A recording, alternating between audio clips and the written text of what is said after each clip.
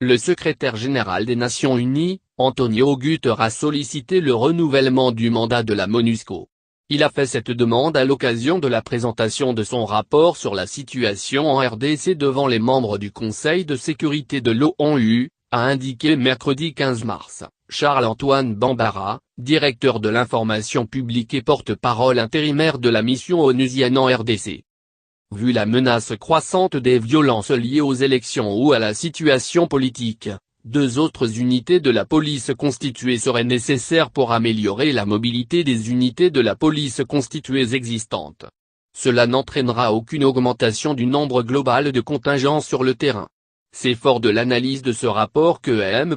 Guterres recommande au Conseil de sécurité des Nations Unies une prorogation du mandat de la MONUSCO jusqu'au 31 mars 2018, affirme Charles-Antoine Bambara. Dans ce rapport, Antonio Guterres exprime aussi le besoin de renforcer les capacités de la police de la MONUSCO pour lui permettre de faire face aux défis sécuritaires sur le terrain en RDC. Il note que la violence et les menaces à l'encontre des civils ne sont plus concentrées uniquement dans l'est de la République démocratique du Congo.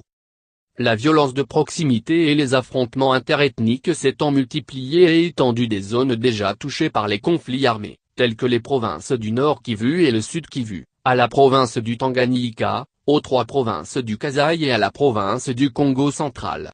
Les activités des groupes armés dans l'est du pays ont augmenté, en particulier avec la réapparition de l'ancien mouvement du 23 mars, M23, fait notamment remarquer le rapport.